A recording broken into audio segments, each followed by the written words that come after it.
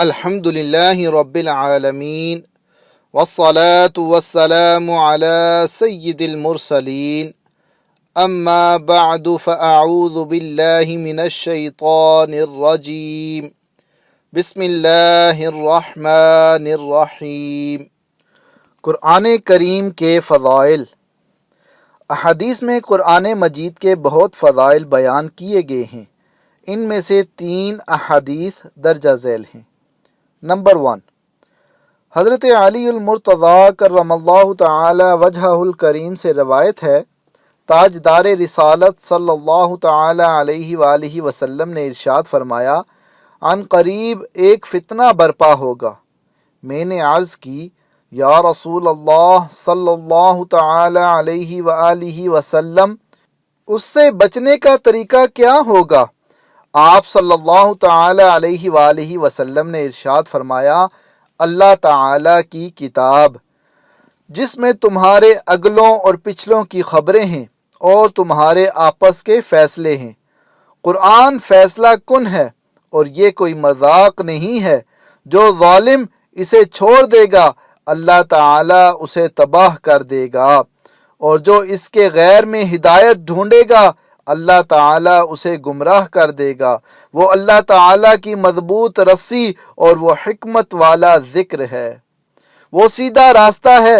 قرآن وہ ہے جس کی برکت سے خواہشات بگڑتی نہیں اور جس کے ساتھ دوسری زبانیں مل کر اسے مشتبہ و مشکوک نہیں بنا سکتی، جس سے علماء سیر نہیں ہوتے، جو زیادہ دہرانے سے پرانا نہیں پڑتا، جس کے عجائبات ختم نہیں ہوتے۔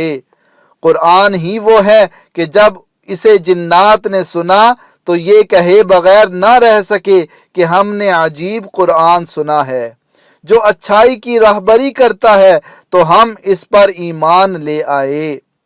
جو قرآن کا قائل ہو وہ سچا ہے، جس نے اس پر عمل کیا وہ ثواب پائے گا، اور جو اس کے مطابق فیصلہ کرے گا وہ منصف ہوگا، اور جو اس کی طرف بلائے گا وہ سیدھی راہ کی طرف بلائے گا۔ نمبر 2، حضرت ابو سعید خدری رضی اللہ تعالی عنہ سے روایت ہے، رسول اللہ صلی اللہ تعالی علیہ وآلہ وسلم نے فرمایا، اللہ تعالی ارشاد فرماتا ہے، جس کو قرآن نے میرے ذکر اور مجھ سے سوال کرنے سے مشغول رکھا، اسے میں اس سے بہتر دوں گا جو مانگنے والوں کو دیتا ہوں۔ اور کلام اللہ کی فضیلت دوسرے کلاموں پر ایسی ہی ہے جیسے اللہ عز و جل کی فضیلت اس کی مخلوق پر ہے۔ نمبر 3، حضرت عبداللہ بن عمر رضی اللہ تعالی عنہما سے روایت ہے، رسول کریم صلی اللہ تعالی علیہ وآلہ وسلم نے ارشاد فرمایا، قیامت کے دن قرآن کو ایک شخص کی صورت عطا کی جائے گی، پھر اسے ایک ایسے شخص کے پاس لایا جائے گا جو قرآن کا عالم ہونے کے باوجود اس کے حکم کی مخالفت کرتا رہا۔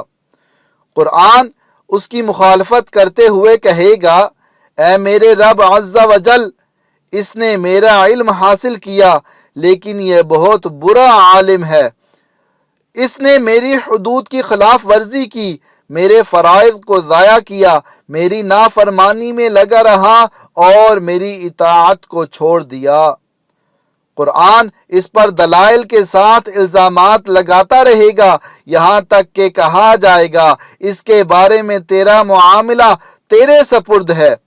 قرآن اس کا ہاتھ پکڑ کر لے جائے گا یہاں تک کہ اسے جہنم میں ایک چٹان پر اوندے منہ گرا دے گا۔ پھر قرآن کو ایک ایسے نیک شخص کے پاس لایا جائے گا جو قرآن کا عالم تھا اور اس کے حکم کی بجا آوری کرتا رہا۔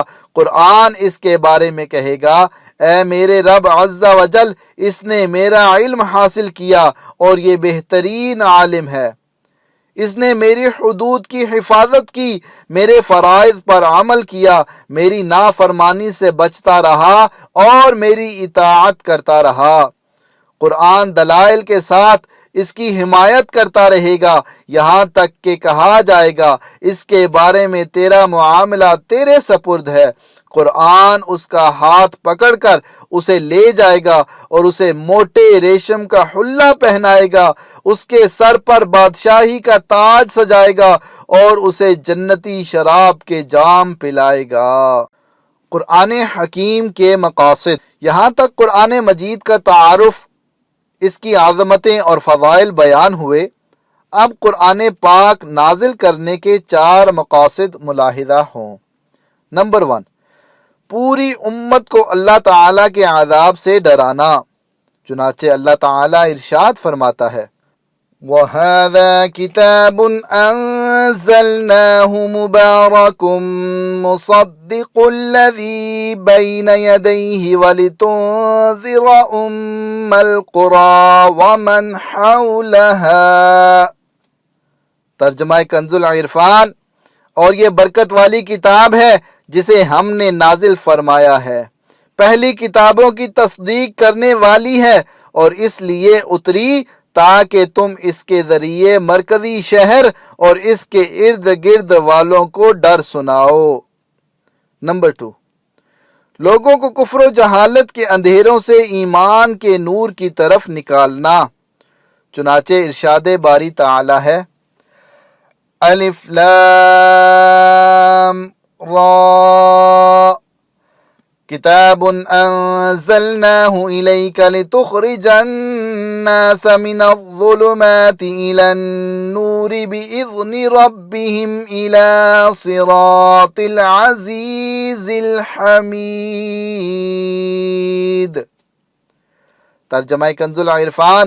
الف لام را، یہ ایک کتاب ہے جو ہم نے تمہاری طرف نازل کی ہے تاکہ تم لوگوں کو ان کے رب کے حکم سے اندھیروں سے اجالے کی طرف، اس اللہ کے راستے کی طرف نکالو جو عزت والا، سب خوبیوں والا ہے۔ نمبر 3، لوگوں تک اللہ تعالیٰ کے احکامات پہنچانا اور ان کے اختلاف کا تصفیہ کرنا، چنانچہ اللہ تعالیٰ نے ارشاد فرمایا وَأَنزَلْنَا إِلَيْكَ الذِّكْرَ لِتُبَيِّنَ لِلنَّاسِ مَا نُزِّلَ إِلَيْهِمْ وَلَعَلَّهُمْ يَتَفَكَّرُونَ۔ ترجمہ کنز العرفان۔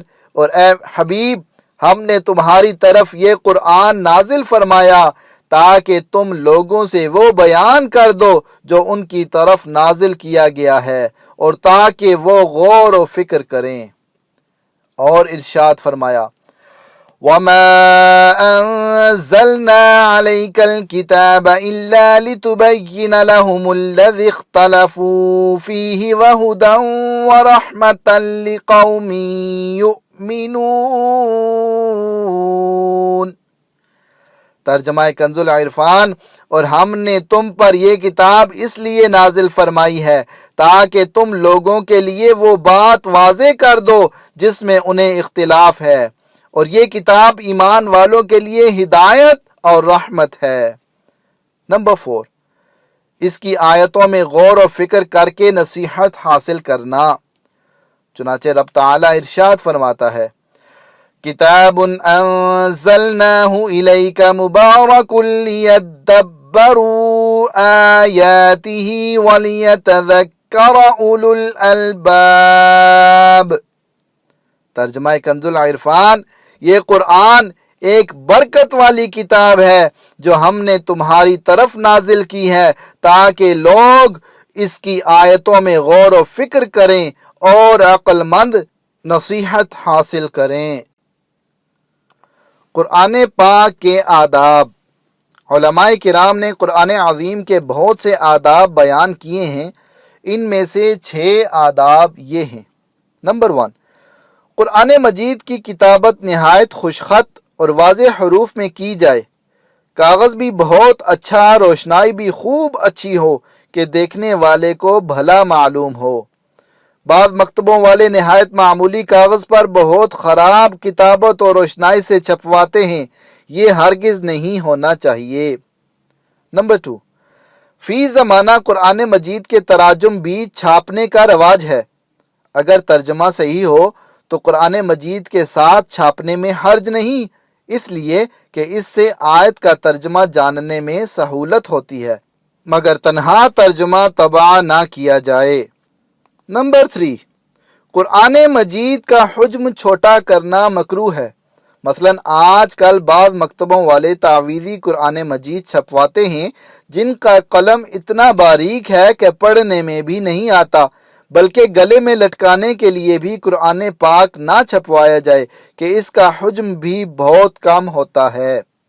نمبر 4، قرآن مجید پرانا بوسیدہ ہو گیا اور اس قابل نہ رہا کہ اس میں تلاوت کی جائے، اور یہ اندیشہ ہے کہ اس کے اوراق منتشر ہو کر ضائع ہوں گے، تو کسی پاک کپڑے میں لپیٹ کر احتیاط کی جگہ دفن کر دیا جائے، اور دفن کرنے میں اس کے لیے لحد بنائی جائے تاکہ اس پر مٹی نہ پڑے، یا اس پر تختہ لگا کر چھت بنا کر مٹی ڈالیں کہ اس پر مٹی نہ پڑے۔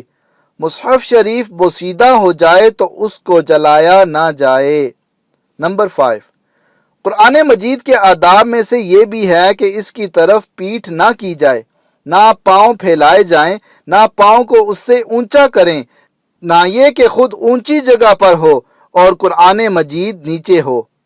نمبر 6، قرآن مجید کو جزدان و غلاف میں رکھنا ادب ہے۔ صحابہ و تابعین رضی اللہ تعالی عنہم کے زمانے سے اس پر مسلمانوں کا عمل ہے۔ الحمدللہ رب العالمین والصلاة والسلام علی سید المرسلین۔ یا رب مصطفیٰ عز وجل، بطفیل مصطفیٰ صلی اللہ تعالی علیہ وآلہ وسلم ہماری، ہمارے ماں باپ کی اور ساری امت کی مغفرت فرما۔ یا اللہ عز وجل، ہمارے آج کے درس کی غلطیاں اور تمام گناہ معاف فرما، نیک عمل کا جذبہ دے، ہمیں پرہیزگار اور ماں باپ کا فرما بردار بنا۔ یا اللہ عز وجل، ہمیں اپنا اور اپنے مدنی حبیب صلی اللہ تعالی علیہ وآلہ وسلم کا مخلص عاشق بنا، ہمیں گناہوں کی بیماریوں سے شفا عطا فرما۔ یا اللہ عز وجل، مسلمانوں کو بیماریوں، قرض داریوں، بے روزگاریوں، بے اولادیوں، بے جا مقدمہ بازیوں اور طرح طرح کی پریشانیوں سے نجات عطا فرما۔ یا اللہ عز وجل، اسلام کا بول بالا کر اور دشمنان اسلام کا منہ کالا کر۔ یا اللہ عز وجل، ہمیں دعوت اسلامی کے مدنی ماحول میں استقامت عطا فرما۔ یا اللہ عز وجل، ہمیں زیر گنبد خضرا جلوہ محبوب صلی اللہ تعالی علیہ وآلہ وسلم میں شہادت، جنت البقیع میں مدفن اور جنت الفردوس میں اپنے مدنی حبیب صلی اللہ تعالی علیہ وآلہ وسلم کا پڑوس نصیب فرما۔ یا اللہ عز وجل، مدینے کی خوشبودار ٹھنڈی ٹھنڈی ہواؤں کا واسطہ ہماری جائز دعائیں قبول فرما۔ آمین بجاہ النبی الامین صلی اللہ تعالی علیہ وآلہ وسلم۔